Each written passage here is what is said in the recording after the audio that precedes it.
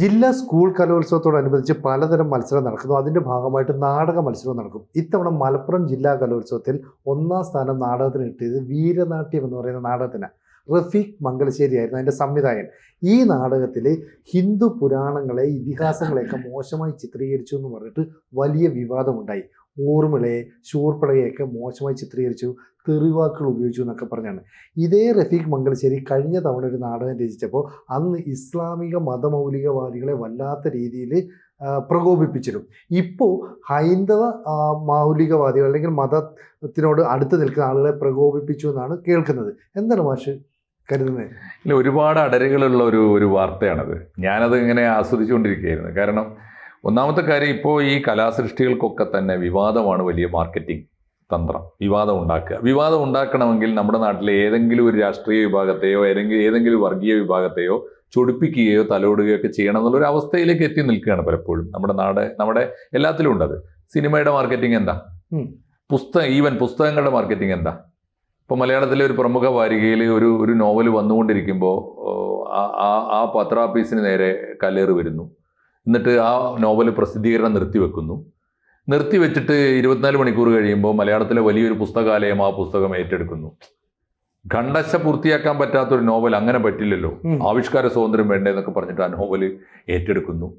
അത് വിറ്റഴിക്കുന്നു എന്ന് ആലോചിച്ച് നോക്കൂ. എന്നിട്ട് അവിടെ കല്ലേറ് നടന്നിട്ട് 24-48 മണിക്കൂറിന് മുമ്പിൽ 50,000 കോപ്പി നോവലായിട്ട് പുസ്തകമായിട്ട് മാർക്കറ്റിൽ ഇറങ്ങുകയും ചെയ്യുന്നു. എത്ര ഫാസ്റ്റാണ് കാര്യങ്ങൾ. അപ്പൊ നെഗറ്റീവ് പബ്ലിസിറ്റി അങ്ങനെ ഉണ്ടാക്കിയെടുക്കുകയാണ്. എന്തിനാണ് പിന്നെ ഇദ്ദേഹത്തിന്റെ EP ജയരാജന്റെ നോവൽ വിവാദം ഉണ്ടാക്കിയത്? എന്താ നോവലിന് സംഭവിച്ചത്? അപ്പോൾ ഇതൊക്കെ വിവാദങ്ങളുടെ ഒരു കാലം. മാത്രമല്ല, ഇപ്പോൾ പല പുസ്തകങ്ങളും അങ്ങനെയാണല്ലോ. അപ്പോൾ പുസ്തകങ്ങൾ, സിനിമ, നാടകം ഒക്കെ വിവാദങ്ങൾ ഉണ്ടാക്കി മാർക്കറ്റ് ചെയ്യുന്ന ഒരു വ്യവസായം വലിയ തോതിലുണ്ട്. അതിപ്പോൾ ഈ പലരും എൻ്റെ സുഹൃത്തുക്കളൊക്കെ തന്നെയാണ്. പക്ഷെ അത് വേണോ വേണ്ടേ എന്നുള്ളത് ആലോചിക്കണം. ഇപ്പോൾ എന്താ ഉണ്ടായത്? കിതാബ് നാടകം വന്നു. കിതാബും നാടകം വന്നപ്പോൾ അത് വിവാദമാക്കി. കിതാബ് നാടകം അറിയാലോ, ഉണ്ണിയാറിന്റെ ഒരു കഥയുണ്ട്. ഒരു വാങ്ക് അതാണ് പ്രധാനപ്പെട്ട കാര്യം. അതാണ് കഥ ഞാൻ മനസ്സിലാക്കുന്നത്. അത് ഒരു പെൺകുട്ടി ഒരു പള്ളിയിൽ ബാങ്ക് വിളിക്കുന്ന ഒരു മുക്രിയുടെ മോളാണ്. അവളുടെ ഏറ്റവും വലിയ സ്വപ്നം ഉപ്പാനെ പോലെ ആവുക എന്നുള്ള. ഉപ്പ ചെയ്യുന്ന കാര്യം എന്താണ്? പള്ളിയിൽ ബാങ്ക് വിളിക്കൽ. അപ്പോൾ അവരുടെയും വലിയ മോഹമാണ് പള്ളിയിൽ ബാങ്ക് വിളിക്കുക. അപ്പോൾ അതുണ്ടാക്കാവുന്ന സാമൂഹിക വിഷയങ്ങളുണ്ടല്ലോ, അതൊക്കെ വളരെ കലാപരമായിട്ട് പറയാവുന്നൊരു വിഷയം തന്നെയാണ്. അതിലിപ്പോൾ ഇസ്ലാമിക മൗലികവാദികൾ വികാരം കൊള്ളേണ്ട ഒരു കാര്യമില്ല. അതുപോലെ തന്നെ അതേ സത്യത്തിൽ അത് വിവാദത്തിന് വേണ്ടി വിവാദം ഉണ്ടാക്കുന്ന ആകരുത്. സമൂഹത്തിലെ ഒരു അടിസ്ഥാന സാമൂഹ്യ പ്രശ്നം, ഒരു പുരോഗമന ചിന്ത ഉണ്ടാക്കുന്ന ഒരു സാധനം, മനുഷ്യന്റെ മനസ്സിൽ ഒരു പുതിയ ചിന്തയുടെ വിത്തുപാകുന്നത് നല്ലതാണ്. അത്തരം ചിന്തകളൊക്കെ നല്ലതാണ്. അപ്പോൾ ഈ കിതാബ് എന്ന പേരിൽ ആ നാടകം വന്നപ്പോൾ എനിക്ക് തോന്നുന്നു വടകരയിലെ RAC റഹ്മാനിയ സ്കൂളോ കടമേരിയിലെ ഒരു സ്കൂളായിരുന്നു തോന്നുന്നു. അത് വലിയ ഇഷ്യൂ ആയി. ആ നാടകം പിന്നെ കളിക്കാൻ പറ്റാത്ത അവസ്ഥയായി. ആ നാടകം മത്സരത്തിന് പോകാൻ പറ്റാത്ത അവസ്ഥ വന്നു. അതാണ് അവിടെ സംഭവിച്ചത്. അപ്പോൾ കഴിഞ്ഞ കൊല്ലം ഇതിൻ്റെ തമാശ എന്താ വെച്ചാൽ, അന്ന് ഇസ്ലാമിക തീവ്രവാദികളും മൗലികവാദികളും ഈ മുസ്ലിം പക്ഷവാദികളും ഒക്കെ ഈ നാടകത്തിനെതിരായി, റഫീഖ് മംഗലശ്ശേരിക്കെതിരായി രംഗത്ത് വന്നു എന്നുള്ളതാണ്. അങ്ങനെയാണെങ്കിൽ റഫീഖ്, എൻ്റെ ഒരു നിലപാട് എന്താ? അങ്ങനെയാണെങ്കിൽ മുസ്ലിം കമ്മ്യൂണിറ്റി ഇങ്ങനെ പ്രകോപിതരാവുകയാണെങ്കിൽ, അല്ലെങ്കിൽ മൗലികമായ പ്രശ്നങ്ങൾ, ലിംഗനീതിയുടെ പ്രശ്നങ്ങളൊക്കെ ഉയർത്തുമ്പോൾ മുസ്ലിം കമ്മ്യൂണിറ്റി പ്രകോപനം ഉണ്ടാക്കുമ്പോൾ തീർച്ചയായും അതുപോലുള്ള സമാനമായ സാമൂഹ്യ പ്രശ്നങ്ങളാണ് വീണ്ടും റഫീഖ് ഉയർത്തിക്കൊണ്ടുവരേണ്ടത്. റഫീഖ് തീരുമാനിച്ചത് ഇക്കുറി ബാലൻസ് ചെയ്യാനാണ്. കഴിഞ്ഞ തവണ പ്രകോപിപ്പിച്ചത് മുസ്ലിം കമ്മ്യൂണിറ്റി ആണെങ്കിൽ ഇത്തവണ ഹിന്ദു കമ്മ്യൂണിറ്റി ആവാം. അങ്ങനെയാണ്. അതിപ്പോൾ ഉണ്ണിയാറിന്റെ കഥ പോലെ ഇതിനെന്തെങ്കിലും അങ്ങനെ വിഖ്യാതമായൊരു കഥ എന്നുള്ളതായിട്ട് എനിക്കറിയില്ല. റഫീഖ് മംഗലശ്ശേരി അദ്ദേഹം തന്നെ പറയുന്നത് അദ്ദേഹം തന്നെ ഉണ്ടാക്കിയ കഥയാണ്, അദ്ദേഹത്തിന്റെ തന്നെ കഥയാണ്. അപ്പൊ അങ്ങനെ ഒരു കഥ ബോധപൂർവ്വം ഉണ്ടാക്കിയെടുത്തു. എന്തിനാണത് അത് ഉണ്ടാക്കിയെടുത്തത്? അത് വേറെ കാര്യം കൂടിയുണ്ട്. ഇതിന്റെ ഒരു പ്രത്യേകത കൂടി ഓർക്കേണ്ടതാണ്. വടകര പോലെ ഒരു പ്രദേശത്താണ് കിതാബ് വരുന്നത്. എന്നാൽ മലപ്പുറം ജില്ലയിലെ കോട്ടക്കൽ പോലെ ഒരു മുസ്ലിം പോക്കറ്റിലാണ്, കോട്ടക്കലിനടുത്താണ് ഈ കോട്ടൂർ ഹൈസ്കൂള്, അവിടെയാണ് ഈ നാടകം വരുന്നത്.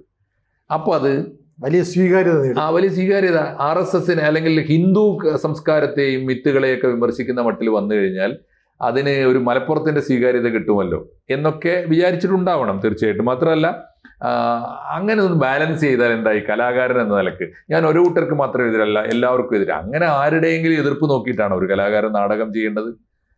എനിക്ക് തോന്നുന്നത് ഒരു പ്രത്യേക സമുദായം ഒരു വിഷയത്തെ അവതരിപ്പിക്കാൻ സമ്മതിക്കുന്നില്ലെങ്കിൽ കൂടുതൽ വിഷയങ്ങൾ അവിടെ തന്നെ അവതരിപ്പിക്കുകയല്ലേ, അതും ചെയ്യാലോ. ബാലൻസ് ചെയ്യാൻ വേണ്ടി ഒരു വിമർശനം ഉണ്ടാക്കി മാർക്കറ്റ് ചെയ്യേണ്ട കാര്യമില്ലായിരുന്നു എന്നാണ് എനിക്ക് തോന്നിയത്. ഒന്നാമത്തെ കാര്യം അതാണ്. ഇനി ഇതിനകത്ത് വേറൊരു പ്രധാനപ്പെട്ട കാര്യമുണ്ട് കേട്ടോ. വേറെ ഇതുമായിട്ട് ബന്ധപ്പെട്ട് ചർച്ച ചെയ്യേണ്ട രണ്ട് പ്രധാനപ്പെട്ട കാര്യമുണ്ട്. എന്തായാലും ഇപ്പോൾ സംഘപരിവാർ ഭാഗത്ത് നിന്നാണ് വലിയ എതിർപ്പുകൾ വന്നത്. ഇനി ഈ എതിർപ്പ് ഉണ്ടാക്കുന്നതിന്റെ പിന്നിൽ പലപ്പോഴും സമുദായങ്ങളും രാഷ്ട്രീയക്കാരൊന്നും അല്ല. ഈ കലോത്സവങ്ങൾ ഒരു വലിയ മേളയാണ്, വലിയ മാമാങ്കാണ്. അത് ആര് തമ്മിലുള്ള മത്സരമാണെന്നറിയോ? പലപ്പോഴും ഈ ജഡ്ജ്മെന്റിന്റെ മത്സരമാണ്. 2-3 തരത്തിലാണ്. ഒന്ന്, നമ്മുടെ നാട്ടിലെ കലാമേളകളൊക്കെ തന്നെ പ്രൊഫഷണൽ ടീമുകളാണ് ഇത് പരിശീലിപ്പിച്ചെടുക്കുന്നത്. അല്ലെങ്കിൽ റഫീഖ് മംഗലശ്ശേരി എന്നൊരു പ്രൊഫഷണലായിട്ട് നാടകം ചെയ്യുന്ന ഒരാൾക്ക് മാറി മാറി ഒരേ സമയം ഒരു കൊല്ലത്തെ കലാമേളക്ക് ഒരു നാടകകൃത്ത് അല്ലെങ്കിൽ ഒരു നാടകത്തിന്റെ സംവിധായകൻ 8-10 നാടകം ചെയ്യും. വലിയ ഏർപ്പാട്, ഡീലാണതേ, വലിയ കാശ് കൊടുത്ത്. കാരണം അവർക്ക് ഒരു കൊല്ലത്തെ ഒരു യുവജനോത്സവം കൊണ്ട് ഒരു നാടകകൃത്തിന് ഒരു കൊല്ലം ജീവിക്കാനുള്ള കാശ് കിട്ടും. ലക്ഷങ്ങളുടെ ഇടപാടാണ്. അതെന്താ വെച്ചാൽ അവർ 1-2 ആഴ്ചത്തെ പരിശീലനം, അത് കഴിഞ്ഞിട്ട് സ്റ്റേജിൽ കയറ്റി കൊടുക്കുക. അത് പലപ്പോഴും ഇതിന് പറ്റിയ ആളുകളെ ജഡ്ജിമാരെയൊക്കെ ഒരു തരത്തിൽ ജഡ്ജ്മെന്റിലും ഉണ്ട് ലോബിയിങ് ഒക്കെ. മനസ്സിലായില്ലേ? പ്രൊഫഷണൽ നാടകകൃത്തുക്കളാണ് നാടകം ചെയ്യുന്നത് എന്നതുകൊണ്ട് തന്നെ അവരുടെ കൂട്ടത്തിൽപ്പെട്ടവരായിരിക്കും ജഡ്ജ്മെന്റിൽ പലപ്പോഴും. അപ്പൊ ഒന്നുകിൽ ജഡ്ജ്മെന്റിനെ സ്വാധീനിക്കാൻ പറ്റും, അല്ലെങ്കിൽ ജഡ്ജ്മെന്റിന്റെ ഭാഗത്ത് നിന്ന് ഇവർക്ക് എതിരായുള്ള നീക്കങ്ങൾ വരും. അപ്പോഴാണ് ഇത് പലപ്പോഴും വിവാദമാകുന്നത്. നമ്മൾ വിചാരിക്കുന്ന പോലെ ആ നാടകം കണ്ടിരുന്ന കാണികളൊന്നുമല്ല വിവാദം ഉണ്ടാക്കുക. വിവാദം ഉണ്ടാക്കിക്കുന്നതും ഒക്കെ പലപ്പോഴും ഈ കലാമേള ജഡ്ജ് ചെയ്യുന്നവരോ അല്ലെങ്കിൽ അതിന്റെ അടുത്ത നാടകം അപ്പുറവും ഇപ്പുറവും ഉള്ള നാടകം ചെയ്ത പ്രൊഫഷണൽ നാടകകൃത്തുക്കളോ നാടകക്കാരാണ് ചെയ്യുന്നത്. ഇതാണ് ഇതിന്റെ ഒരു അപകടം. ഇപ്പൊ ഞാൻ കേട്ടത്, കോട്ടൂർ ഹൈസ്കൂളിൽ നാടകം ചെയ്തപ്പോൾ അതിനെതിരെ വിവാദം ഉണ്ടാക്കിയത് യഥാർത്ഥത്തിൽ ആരാന്നറിയും? ഇതിനകത്തെ മിത്തുകള്, ഹൈന്ദവ മിത്തുകളെ പ്രകോപിപ്പിച്ചു, അല്ലെങ്കിൽ ഹൈന്ദവ മിത്തുകളെ റഫീഖ് മംഗലശ്ശേരിയുടെ ആക്ഷേപം, നാടകത്തിലെ പരിഹാസ്യമായ ഡയലോഗുകൾ വന്നു എന്നൊക്കെ ആരാണ് അറിഞ്ഞത്? എത്ര പേര്, ഇപ്പോ സിനുവിനെ അറിയാലോ, എത്ര പേര് നാടക മത്സരം കാണാന് രാത്രി ലേറ്റ് ആയിട്ട് യുവജനോത്സവത്തിന് പോയിരിക്കും. ഞങ്ങളുടെ നാട്ടിലൊക്കെ കാണുമ്പോൾ ഒപ്പനയോ അല്ല മിമിക്രിയോ ഒക്കെ ആണെങ്കിൽ ആളുകളുണ്ടാവും. അത് കാണാനല്ല നാടകത്തിന് എത്ര പേരിരിക്കും? ആ മത്സരിക്കുന്ന സ്കൂളുകളിലെ കുട്ടികളുണ്ടാവും, അതിന്റെ ജഡ്ജിമാരുണ്ടാവും, ടീച്ചേഴ്സും ഉണ്ടാവും. സത്യത്തിൽ അതാണ്. പക്ഷെ ഇത് വിവാദമാക്കുന്നത് ഈ മത്സരത്തിൽ 2ാം സ്ഥാനം കിട്ടിയ നാടകക്കാരാണ്. സാധാരണ ഈ ഒരു കൊളത്തൂർ സ്കൂൾ എന്ന് പറയും, അവർക്കാണ് നാടകത്തിൽ മേൽക്കൈ കിട്ടാറുണ്ട്. മലപ്പുറം ജില്ലാ നാടകോത്സവത്തിൽ ഇത്തവണ അവരുടെ നാടകം 2ാം സ്ഥാനത്തേക്ക് പോയി. ഇനി 2ാം സ്ഥാനത്തേക്ക് പോയതിന്റെ പിന്നിൽ 2ാം സ്ഥാനത്ത് ഇവർ ചെയ്ത നാടകം നന്നായിരുന്നു എന്ന് പറയുന്നത് പല നാടകക്കാരും ഫേസ്ബുക്കിൽ ഇട്ടത് കണ്ടു ഞാൻ. നാടക നടന്മാരും സംവിധായകന്മാരും ഒക്കെ ആ കൊളത്തൂരിന്റെ നാടകം നന്നായിരുന്നു, മികച്ച നാടകമായിരുന്നു. അപ്പൊ അതിന്റെ അർത്ഥം എന്താ? ഒന്നുകിൽ ആ മികച്ച നാടകം അതായിരുന്നിട്ട് കൂടി ഇതിന് സമ്മാനം കൊടുക്കുന്നതിൽ ജഡ്ജിമാര് കളിച്ചിട്ടുണ്ടാകും, ജഡ്ജ്മെന്റിൽ കളിച്ചിട്ടുണ്ടാകും. 1. 2, ഇത് ഇത്തരത്തിൽ വിവാദമാക്കിയിട്ട് ഈ നാടകം വിവാദപരമായതുകൊണ്ടാണ്, വർഗീയമായതുകൊണ്ടാണ്, ഹിന്ദു വിരുദ്ധമായതുകൊണ്ടാണ് മലപ്പുറം ജില്ലാ കലോത്സവത്തിൽ അതിന് സമ്മാനം കൊടുത്തത് എന്ന് വരുത്തി തീർക്കാനുള്ള താല്പര്യം മറ്റവർക്കും ഉണ്ടാവും. ഇത് രണ്ടും കളിയാണ് ഞാൻ പറഞ്ഞത്. ഇത്തരത്തിലുള്ള വളരെ കളിയാണ്. ഇനി ഒരു കാര്യം കൂടി ചേർക്കണം. നമ്മൾ ഇത്തരം വിഷയങ്ങളെ കുറിച്ച് ചർച്ച ചെയ്യുമ്പോൾ പലപ്പോഴും എനിക്ക് സങ്കടം തോന്നുന്നൊരു കാര്യം, ഞാൻ ജീവിതകാലം അധ്യാപകനായിരുന്ന ഒരാൾ, ഇത്തരം എത്രയോ കലാമേളകൾക്ക് പങ്കെടുക്കുകയും കുട്ടികളെ പങ്കെടുപ്പിക്കുകയും ചെയ്ത ഒരാളാണല്ലോ. ആ നിലയ്ക്ക് എനിക്ക് ഇപ്പോൾ തോന്നിയിട്ടുള്ള നമ്മുടെ കലാമേളയിൽ വന്ന ഏറ്റവും വലിയ അപകടകരമായ ഒരു സംഭവം എന്താണെന്നറിയോ? ഒരു കലാമേളയും ഇപ്പോൾ ആ സ്കൂളിലെ കുട്ടികളുടെ കലാമേളയല്ല, ആ സ്കൂളിലെ അധ്യാപകരുടെയും മേളയല്ല. പണ്ട് എന്താ ചെയ്യുക? അധ്യാപകർ പരിശീലിപ്പിക്കുക, കുട്ടികൾ കൊണ്ടുപോയി അവതരിപ്പിക്കുക. അപ്പൊ എന്താണ്? ആ സ്കൂളിന്റെ റിസോഴ്സാണ് മത്സരിക്കുന്നത്. കുട്ടികളും അധ്യാപകരും. ഇപ്പൊ അതല്ല. ഒരു ഭാഗത്ത് റഫീഖ് മംഗലശ്ശേരി ആണെങ്കിൽ റഫീഖ് മംഗലശ്ശേരി പോലുള്ള പ്രൊഫഷണൽസ്, അപ്പുറത്ത് അവനെ അതുപോലുള്ള പ്രൊഫഷണൽസ്. എന്നിട്ട് ഇത് ഭയങ്കര തന്ത്രമൊക്കെ ഉണ്ട് കേട്ടോ. നാടകത്തിന്റെ തൊട്ട് മുമ്പായിട്ട്, കർട്ടൻ പൊങ്ങുന്നതിന്റെ തൊട്ട് മുമ്പായിട്ട് വഴിയിൽ എവിടെയെങ്കിലും വന്ന് ഇവരൊന്ന് മുഖം കാണിക്കും, എന്റെയാണ് കേട്ടോ എന്ന് കാണിക്കാൻ. അങ്ങനെയുള്ള വലിയ വില ഇതെല്ലാത്തിലും ഉണ്ട് കേട്ടോ. ഡാൻസിലൊക്കെ വലിയ തോതിൽ ലോബിയാണ്, ജഡ്ജിങ്ങിലൊക്കെ വലിയ ലോബിയും വലിയ പരാതികളും ധാരാളമായിട്ട് വന്നിട്ടുണ്ട്. ജെനുവിനായി സമ്മാനം കിട്ടേണ്ട കുട്ടികൾക്കല്ല പലപ്പോഴും കിട്ടുക. അപ്പൊ ജഡ്ജ്മെന്റിൽ കളി നടക്കുന്നു. ഇത് അതിനേക്കാളൊക്കെ ഏറെ എൻ്റെ സങ്കടം പറയാൻ വന്ന സങ്കടം അതാണ്. ഇപ്പൊ എന്താണെന്നറിയോ? ഇപ്പൊ ഈ ഒരു നാടകം അവതരിപ്പിക്കണമെങ്കിൽ, ഒരു ഡാൻസ് അവതരിപ്പിക്കണമെങ്കിൽ ഒരു സംഘനൃത്തം അവതരിപ്പിക്കണമെങ്കിലൊക്കെ, ഒരു ഒപ്പന അവതരിപ്പിക്കണമെങ്കിൽ, ഒരു മാർഗം കളിയോ ഒരു തിരുവാതിരയോ അവതരിപ്പിക്കണമെങ്കിലൊക്കെ അതിൽ പങ്കെടുക്കുന്ന കുട്ടികൾ മുഴുവനും വലിയ പണം ചിലവാക്കണം, കുട്ടികളുടെ രക്ഷിതാക്കൾ വലിയ സംഖ്യ ചിലവാക്കണം. എന്നിട്ട് പ്രൊഫഷണൽ ട്രൂപ്പ് വന്ന് പരിശീലിപ്പിക്കുകയാണ് അവരെ. കോസ്റ്റ്യൂംസ് ഉൾപ്പെടെ വലിയ സംഖ്യ കൊടുത്തിട്ടാണ് ഇവർ, എന്നിട്ടാണ് സമ്മാനം നേടുന്നത്. സമ്മാനം നേടാൻ പോലും ഇതിലൊരു വിഹിതം കാശ് കൊടുക്കുന്നു എന്നൊക്കെ അതും ആരോപണങ്ങളുണ്ട്. ഇതിൻ്റെ ഒരു ഫലം എന്താ? ആത്യന്തികമായിട്ട് ആരാണ് ഈ മേളകളിൽ ജയിക്കുക? മേളകളിൽ ജയിക്കുക വലിയ തോതിൽ കാശ് മുടക്കിയിട്ട് വലിയ പരിശീലകരെ കൊണ്ടുവന്ന് ഇതുകൊണ്ട് ജീവിക്കുക. നമ്മുടെ നാട്ടിലൊരു കലാകാരനുണ്ടെങ്കിൽ, ഇപ്പോൾ എൻ്റെ റഫീഖ് മംഗലശ്ശേരി പരപ്പനങ്ങാടിക്കാരനാണ്, അവൻ്റെ നാട്ടിലെ സൂപ്പിക്കുട്ടിനഹ മെമ്മോറിയൽ ഹൈസ്കൂളിൽ, ഏതെങ്കിലും ഒരു ഹൈസ്കൂളിൽ അവൻ്റെ നാട്ടിലെ കുട്ടികളെ ഞാൻ പരിശീലിപ്പിച്ചു തരാം എന്ന് പറഞ്ഞിട്ട് ഇവൻ ചെല്ലുക. അവനൊരു ചായക്ക് കാശ് കൊടുക്കുക, ചെയ്തോട്ടെ. അതുപോലെയല്ല, ഇവൻ രാജ്യം മുഴുവൻ കൊട്ടേഷൻ എടുക്കുക. അവനല്ല, ഏത് നാടകക്കാരനും 8ഉം 10ഉം സ്കൂളുകളിൽ ഒരു സീസണിൽ കൊട്ടേഷൻ എടുക്കുക. എപ്പോൾ തുടങ്ങും? സബ് ജില്ല തൊട്ട് തുടങ്ങും. എന്നിട്ട് അത് ജില്ലയിലെത്തിക്കും. അവിടുന്ന് സംസ്ഥാനത്ത് കൊണ്ടുപോകും. ഇതിന് ഓരോന്നിനും റേറ്റ് വെച്ച് കാശ് വാങ്ങും. ഇതാണ് ചെയ്യുന്നത്. ഇതിൻ്റെ ആത്യന്തികമായൊരു ദുരന്തം കൂടി ഞാൻ പറഞ്ഞുതരാം. ഞാൻ കണ്ടെടുത്തോളം സമീപകാലത്തെങ്ങും കേരളത്തിലെ നാടകം ഉൾപ്പെടെ, നാടകമാകട്ടെ, സംഘനൃത്തമാവട്ടെ, ഒപ്പനയാകട്ടെ, കോൽക്കളിയാവട്ടെ, വലിയ തോതിൽ ചെലവ് വരുന്ന കലാരൂപങ്ങളിലൊന്നും, ചെലവ് വരുന്നത് എന്തുകൊണ്ടാണ്? അത് ഹൈലി പ്രൊഫഷണൽ ആയതുകൊണ്ടാണ്. പ്രൊഫഷണലായി ചെയ്ത് കാണിച്ചു കൊടുത്തു, ഇങ്ങനെ ആയാലേ സമ്മാനം കിട്ടുകയുള്ളൂ.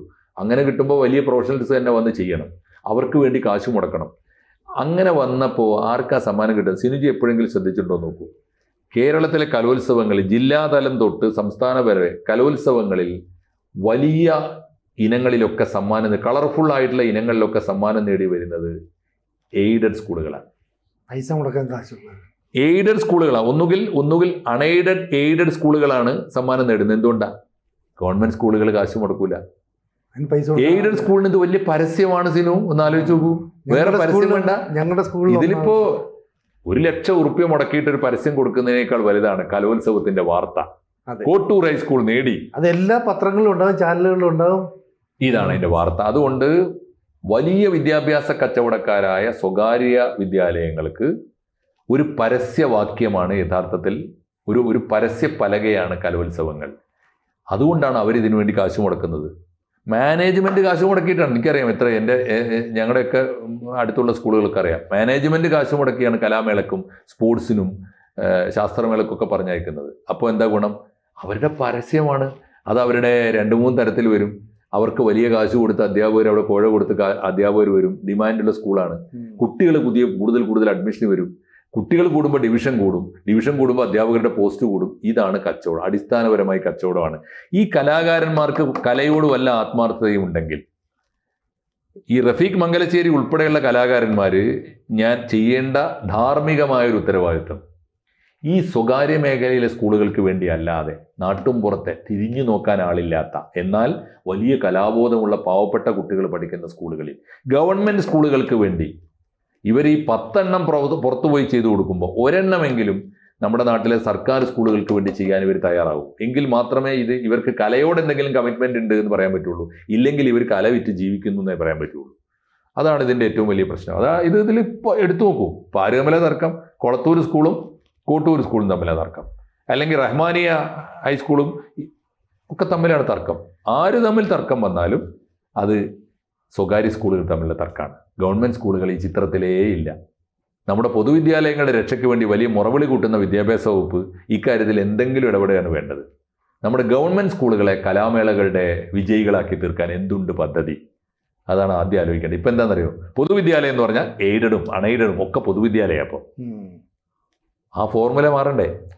അപ്പോഴല്ലേ പാവപ്പെട്ട കുട്ടിക്ക് കാശ് കൊടുക്കാതെ ഒരു നാടകത്തിൽ അഭിനയിക്കാൻ പൂതിയില്ലാഞ്ഞിട്ടാണോ, കഴിവില്ലാഞ്ഞിട്ടാണോ? പാവപ്പെട്ടവൻ്റെ കുട്ടികൾ, പട്ടികജാതിക്കാരുടെ കുട്ടികൾ, കോളനികളിൽ പഠിക്കുന്ന കുട്ടികൾ, പട്ടികവർഗ്ഗക്കാരുടെ കുട്ടികൾ, പിന്നോക്കക്കാരുടെ കുട്ടികൾ, പാവപ്പെട്ട കൂലിപ്പണിക്കാരൻ്റെ മക്കൾ, ഇവർക്ക് അവസരം കിട്ടണ്ടേ?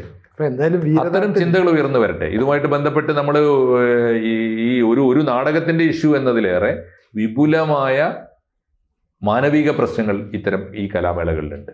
അതാണ് ഉയർന്നു വരേണ്ടത്. അത് ചിന്തിക്കേണ്ടവർ ചിന്തിക്കാൻ ഇടയാക്കട്ടെ ഈ ഇത്തരം വിവാദങ്ങൾ.